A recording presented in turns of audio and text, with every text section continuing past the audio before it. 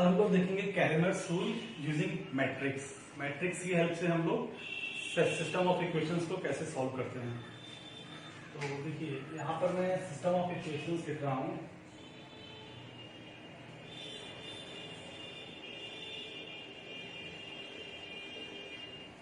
इसको matrix inversion method भी बोलते हैं।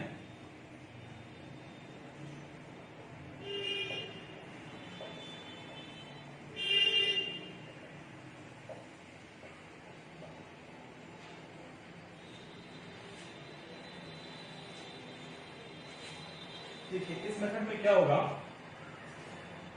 मैं इक्वेशन लिख रहा हूं a11x1 प्लस a12x2 प्लस ऐसे चल रहे हैं, लास्ट में आ रहा है a1nxn, a21x1 a22x2 a2nxn and इसी तरह an1x1 plus an2x2 plus annxn is equal to, suppose इसको बोल दिया b1 b2 and this one is bn। ये चल रहा है। अब देखिए यहाँ पे क्या होता है कि इस पूरे सिस्टम को हम लोग मैट्रिक्स फॉर्म में कैसे लिखेंगे, ax is equal to b, जहां पे a क्या है,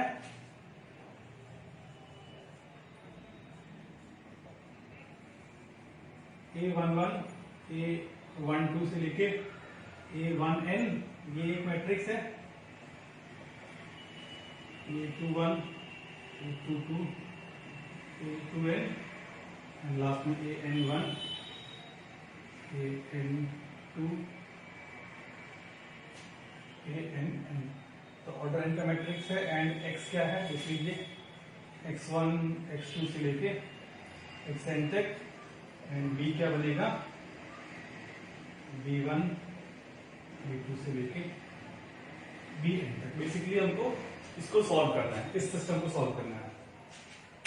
this is nothing but ax is equal to b। यहाँ पर हमको क्या निकालना है, x1 x2 से लेके xn तक निकालना है और इनकी वैल्यू फाइंड आउट करनी है। अब देखिए इसके लिए क्या करेंगे, आसान सा कंसेप्ट है ये, ax is equal to b। तो यहां पे दो केस हैं, अगर determinant of a is non zero, तो फर्स्ट केस में लेते हैं if determinant of a is not equal to zero, then इसका इनवर्स एग्जिस्ट करेगा। तो मैं क्या कर रहा हूं, a इनवर्स से प्री मल्टीप्लाई कर रहा हूं, तो this will be a inverse ax is equal to a inverse b and ये हो जाएगा I, तो I x is equal to a inverse b and x is equal to a inverse b।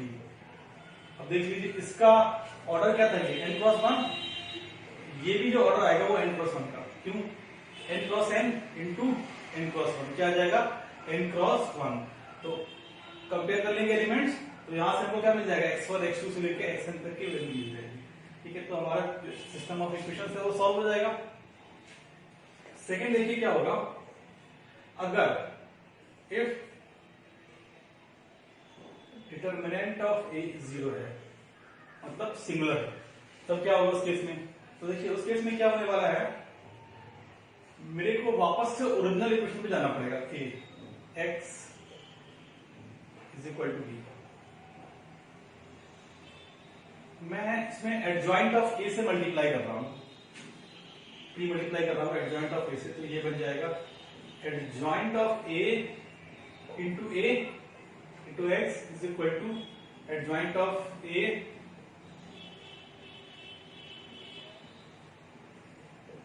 Into b। ये बन जाएगा delta a determinant of a into I into x is equal to adjoint of a into b। Okay, ये तो x हो जाएगा। अब ये तो जीरो है, जीरो इंटू ये एलिमेंट है, ये कुछ भी मैट्रिक्स बनेगा, जीरो अंदर मल्टीप्लाई हो जाएगा, this will be the matrix and this should be equal to adjoint of a into b। अब देखिए यहां पे दो पॉसिबिलिटी हैं। अगर adjoint of A into B null matrix है, then null matrix is equal to null matrix, तो यहां पर नंबर ऑफ सॉल्यूशन जो होंगे वो इनफाइनाइट होंगे। एंड अगर ये नल मैट्रिक्स नहीं है तो वो नो सॉल्यूशन वाला केस आएगा। तो यहाँ पे देखिए एडवांटेज अपने को क्या हो रहा है कि हमको जो सारे केस डिस्कस किए थे कैरेमर्स रूल में 8 केस शायद बनाए थे, मुझे ज्यादा 7 या 8 जो भी केस थे, उन केसेस को हमको यहाँ पे दोबारा फॉर्म करने की जरूरत नहीं है। इनफाइनाइट वाले सारे केस किसके अंदर आ जाएंगे? नल मैट्रिक्स में। और अगर नल मैट्रिक्स नहीं होगा तो नो सॉल्यूशन वाले सारे केस उस कैटेगरी में आ जाएंगे। ओके, तो अब इसको मैंने यहां पर लिख देता हूं साइड से। देखिए कि if A into adjoint A, if A into adjoint A is equal to null matrix, then infinite number of solutions,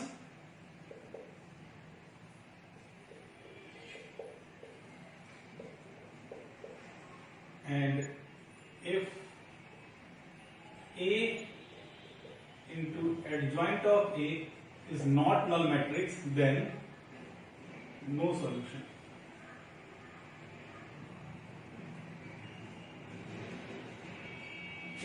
तो ये होता है कैरेमर्स रूल या matrix inversion method. Matrix inversion method इसलिए बोलते हैं कि हम लोगों ने क्या किया, देखिए इन्वर्स मैट्रिक्स का यूज किया है सोल्यूशन फाइंड आउट करने के लिए। तो अब इस कंसेप्ट पे क्वेश्चन प्रैक्टिस कर लेते हैं जो।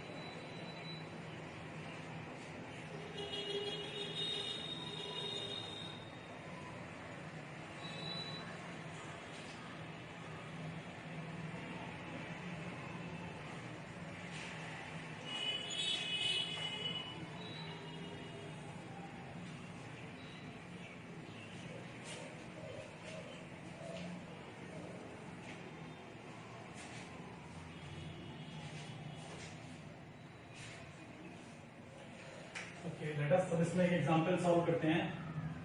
सॉल्व द फॉलोइंग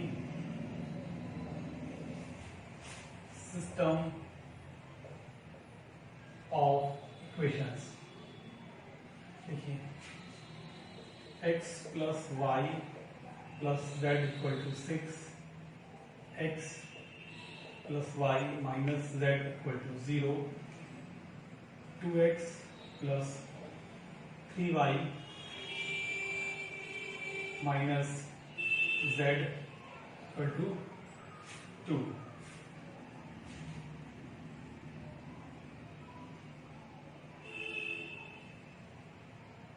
इसको 5 कर दीजिए.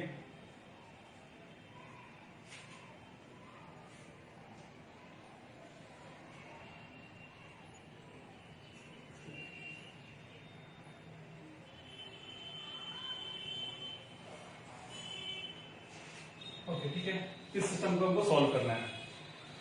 तो देखिए क्या बनाएंगे इसमें. ए क्या होगा देख लीजिए. ए 1 1 1 1 1 माइनस 1 2 3 माइनस 1. एक्स क्या हो जाएगा. X Y Z. ऑब्वियसली आप इसको कैपिटल एक्स लिखेंगे. एंड बी क्या हो जाएगा 605. तो हमको क्या करना है. x इक्वल टू क्या था A inverse B. A inverse निकालना है बस, और कुछ करना नहीं है. तो ए इनवर्स के लिए क्या करेंगे. तो A inverse is equal to, तो उसके लिए पहले हमको डिटर्मिनेंट निकालना पड़ेगा. तो 1 अपॉन डिटर्मिनेंट ऑफ ए. मैं इसको निकाल लेता हूँ अभी. उससे पहले मैं एडजॉइंट ऑफ ए, चलिए पहले तो डेफिनेशन ही लिख देते हैं. एडजॉइंट ए, तो एडजॉइंट ऑफ ए कितना होगा इसको देख लीजिए. 1 अपॉन, इसको यहाँ पे निकाल देता हूँ मैं साइड से. का ए जो हो जाएगा ये 1 माइनस 1 प्लस 3 माइनस 1, तो माइनस 1 प्लस 2 लास्ट में प्लस 1 3 माइनस 2. ये 2 ये 1 एंड माइनस 1 प्लस 1. तो दिस विल बी 2. तो डिटर्मिनेंट ऑफ ए आ गया 1/2. इसके बाद जो मैट्रिक्स बनाना है तो फैक्टर्स का, उसका ट्रांसपोज लेना है मेरे को. तो देखिए 1 के साथ में क्या आएगा माइनस 1 प्लस 3, तो this will B plus 2. Okay, अब इसके साथ में देखिए क्या आएगा. इसको स्क्वायर करके माइनस 1 प्लस 2, तो आएगा प्लस 1, लेकिन पावर में माइनस आएगा तो वहां से यहाँ पर आ जाएगा माइनस 1. इसके लिए जाएगा प्लस 1. इसके लिए लिखेंगे तो स्क्वायर करेंगे माइनस 1 माइनस 3 माइनस 4, लेकिन एक माइनस पावर वाला आएगा तो ये प्लस 4 हो जाएगा. इसके लिए minus 1 minus 2,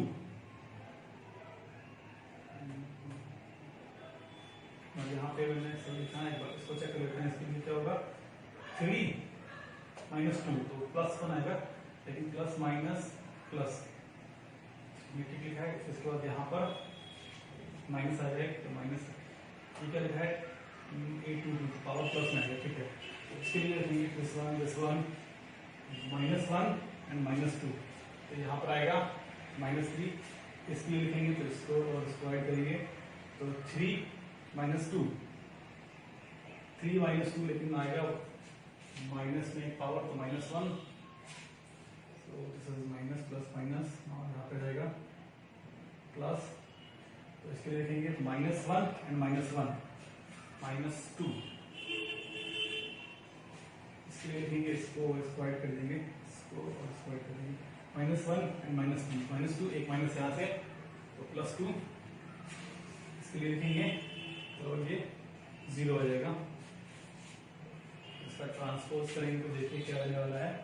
this is 1/2, sorry हाँ ट्रांसपोज देंगे तो वो हो जाएगा 2 4 माइनस 2 माइनस 1 माइनस 3 2 1 माइनस 1 0. ये आ गया हमारा ए इनवर्स. ठीक है, अब मेरे को क्या करना है, ए इनवर्स बी निकालना है। तो ए इनवर्स बी जो हो जाएगा दैट इज 1/2 2 4 -2 -1 -3 2 1 -1 0, इसको मल्टीप्लाई करना है 605 से। Okay, A inverse B is equal to 1/2, देखिए क्या होगा ये 12 -10, तो बनेगा 2 -6 और +10 +4 6, तो सिर्फ 6 बचेगा। तो हाफ के अंदर मल्टीप्लाई कर दो, तो 1 2 एंड क्या आ गया, x equal to 1, y equal to 2 and z equal to 3। तो इस तरह से हम लोग सिस्टम को सॉल्व करते हैं। ओके, अब इसमें एक एडजॉइंट वाला भी जहां पर डिटर्मिनेंट 0 होगा उसको देख लेते हैं।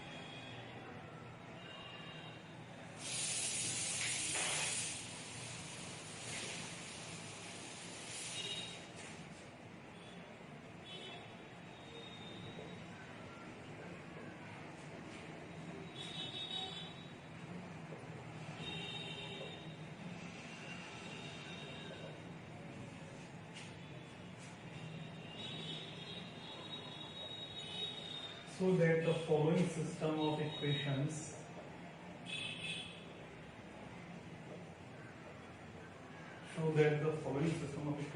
is inconsistent.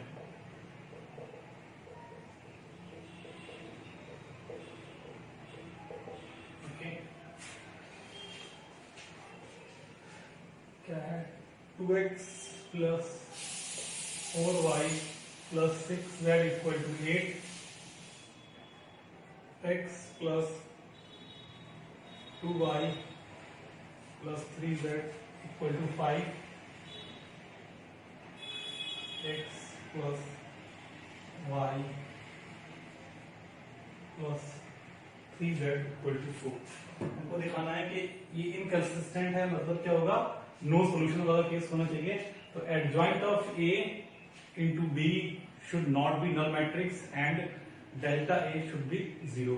तो सबसे पहले डेल्टा a ही लिख लेते हैं।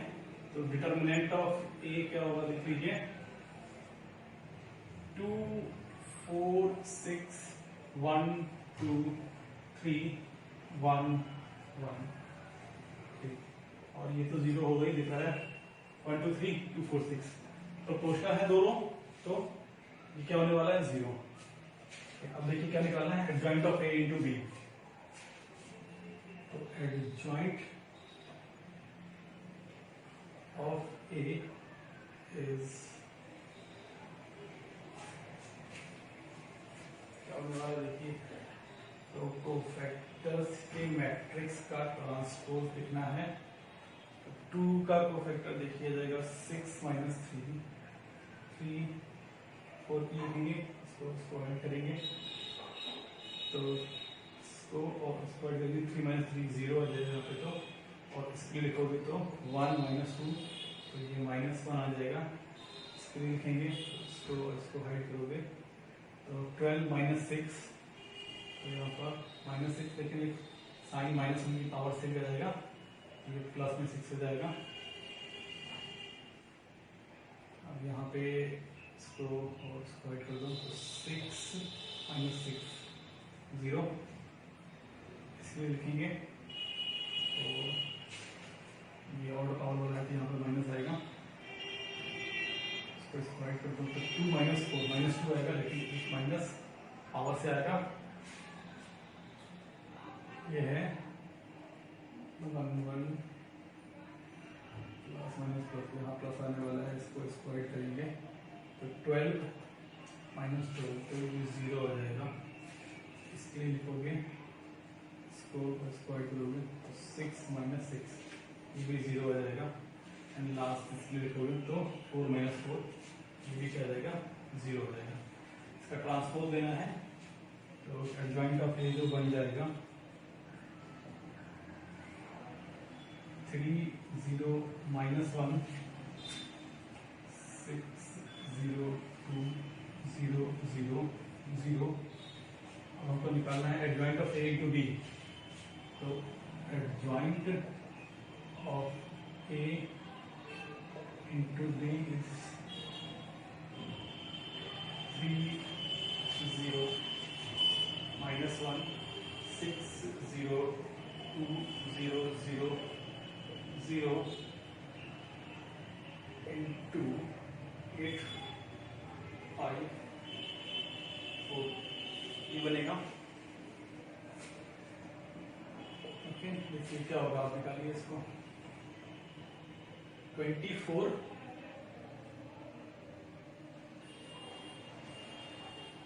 आप यहीं से देख सकते हैं कि मैं पहला एलिमेंट ही निकाल रहा हूं केवल, तो ये क्या आ रहा है 24 प्लस 30, तो 24 प्लस 30 कितना है 54। ये क्या नल मैट्रिक्स आ रहा है, नहीं आ रहा ना, this is not equal to, बाकी निकालने की जरूरत ही नहीं है, इनफेक्ट निकाल सकते हैं। तो ये वाला तो 0 आ जाएगा, एंड ये वाला कितना आएगा -8 प्लस 10, तो ये 2 आएगा। ऑब्वियसली नल मैट्रिक्स नहीं है, तो hence system of equations is inconsistent, यहाँ पर कोई भी सॉल्यूशन नहीं होगा।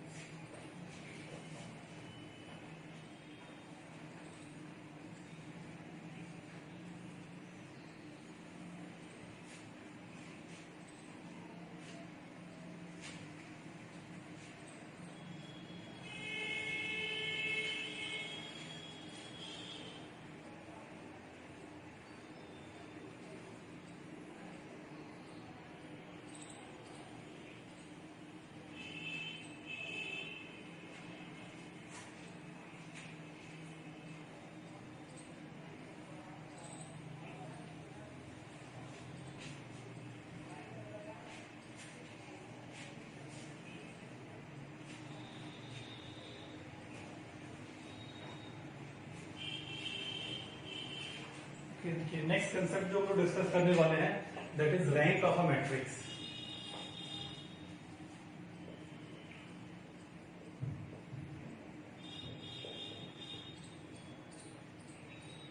इनफैक्ट स्क्वायर के लिए किसी भी मैट्रिक्स के लिए निकाल लेते हैं।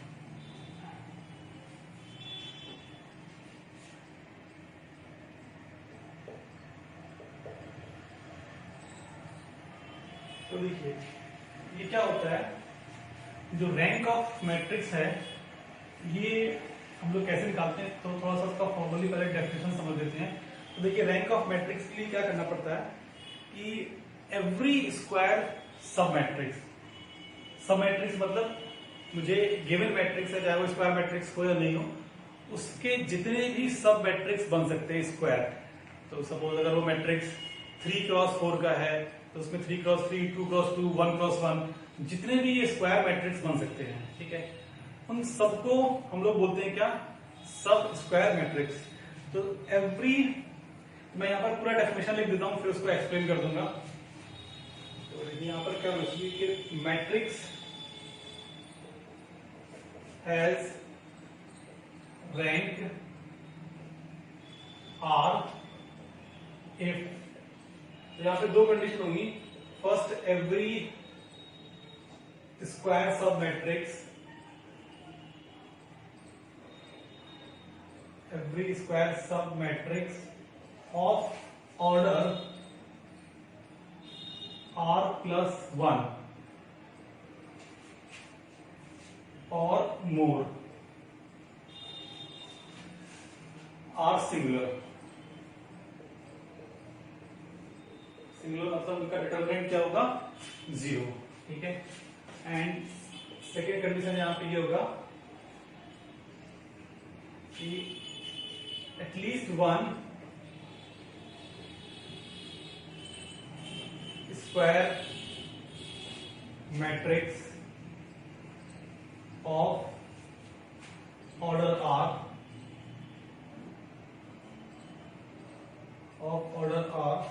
Is non singular.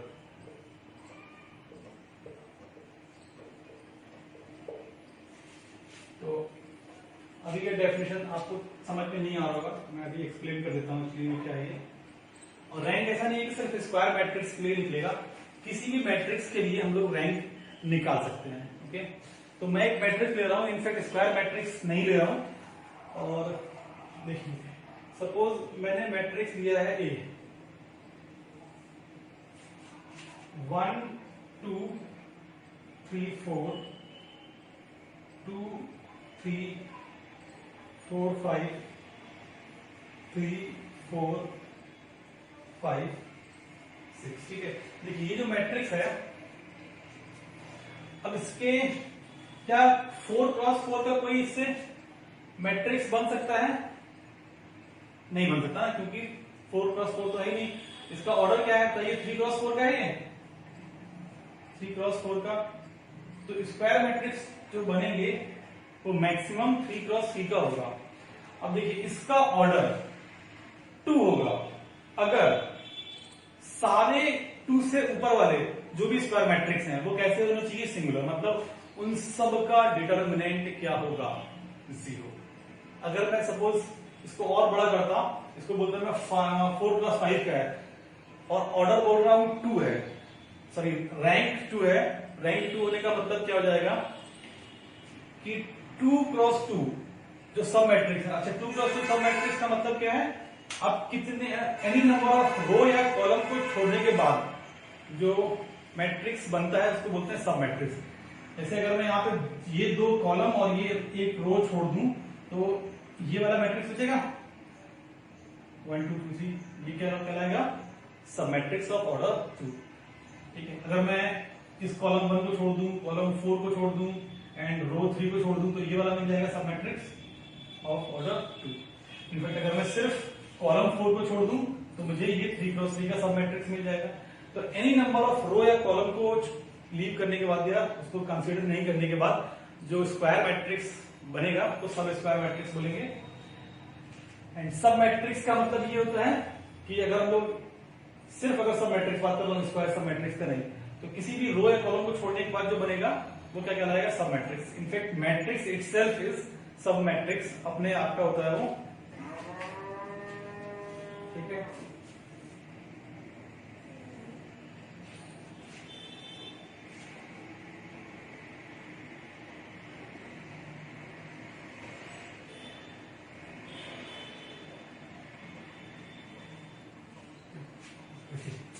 हाँ, अब हम लोग बात कर रहे थे इस केस में ऑर्डर रैंक की। तो इसका रैंक 1 होगा या 2 होगा या 3 होगा। 4 तो रैंक हो ही नहीं सकता इसका, क्लियर बात है। देखिए, तो अब इसका रैंक निकालने के लिए हमको क्या करना पड़ेगा? सबसे पहले एवरी स्क्वायर सब मैट्रिक्स, तो यहां पर सब मैट्रिक्स, स्क्वायर सब मैट्रिक्स जो बनेंगे ऑर्डर 3। ऑर्डर 3 के कितने बनेंगे ये देखिए। तो ऑर्डर 3 का बनेगा कब? जब हम एक कॉलम इसमें से एलिमिनेट करेंगे, एक कॉलम को छोड़ेंगे। तो कितने कॉलम है? 4। एक कॉलम को छोड़ने के लिए कितने ऑप्शन है? 4C1, तो 4 बनेंगे ऑर्डर 3 के। अच्छा, ऑर्डर 2 के कितने बनेंगे? देखिए, ऑर्डर 2 का बनाने के लिए आपको 2 कॉलम को छोड़ना है और 1 रो को। तो 2 कॉलम को छोड़ना है और 1 रो को, तो कितने बनेंगे? 4C2 कितना आती है? 6 होगा ये, तो 6 into 3 18 बनेगी ये।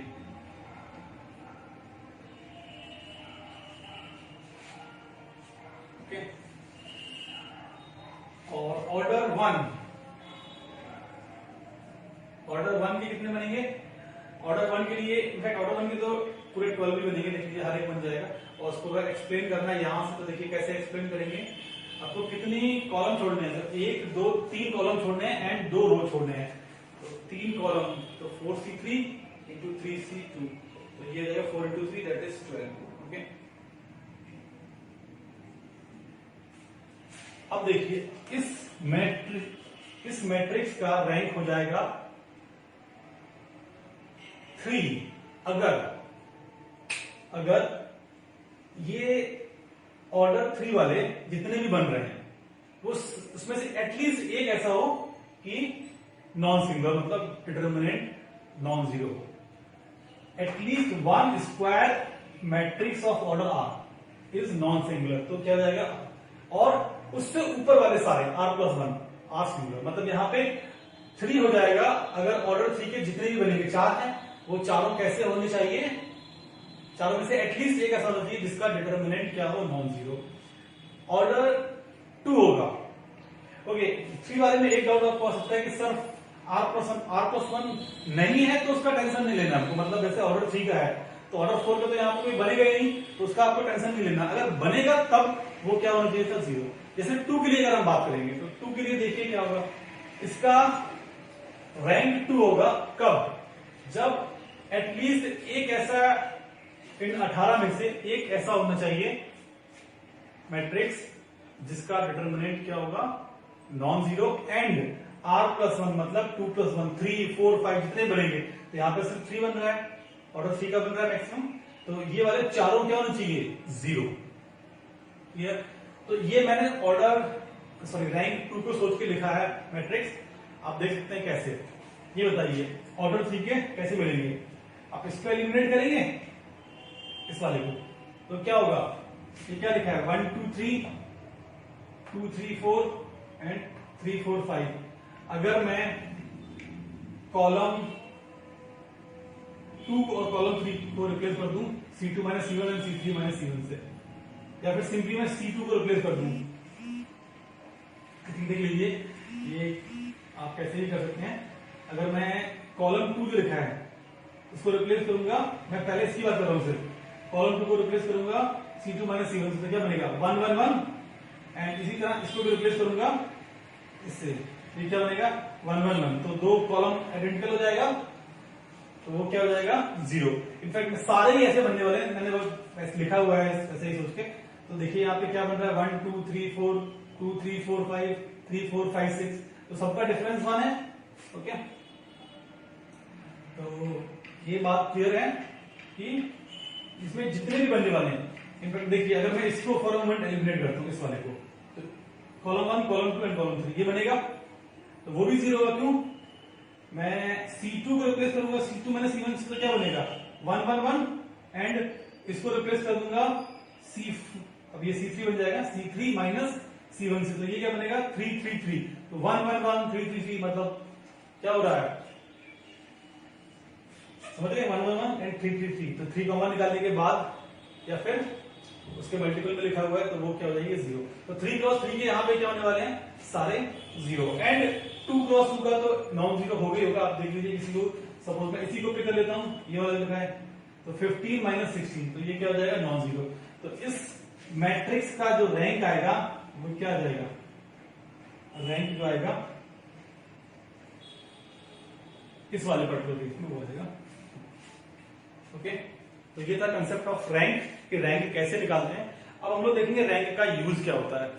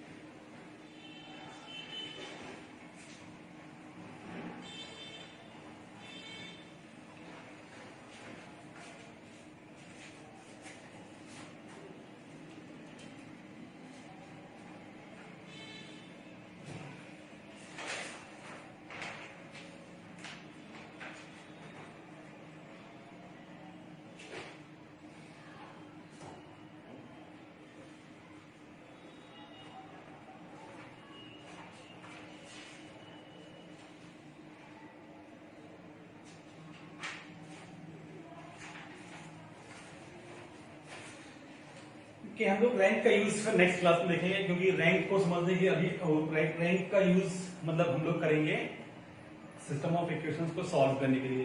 तो उसमें हमको एक और कंसेप्ट पढ़ना पड़ेगा, ऑगमेंटेड मैट्रिक्स का। ठीक है, तो वो लास्ट आई थिंक क्लास हो जाएगा अपना, तो उसके बाद अपना ये खत्म हो जाएगा और उसके बाद फिर 2 क्लास में हम लोग इसका क्वेश्चन प्रैक्टिस करेंगे। ठीक है।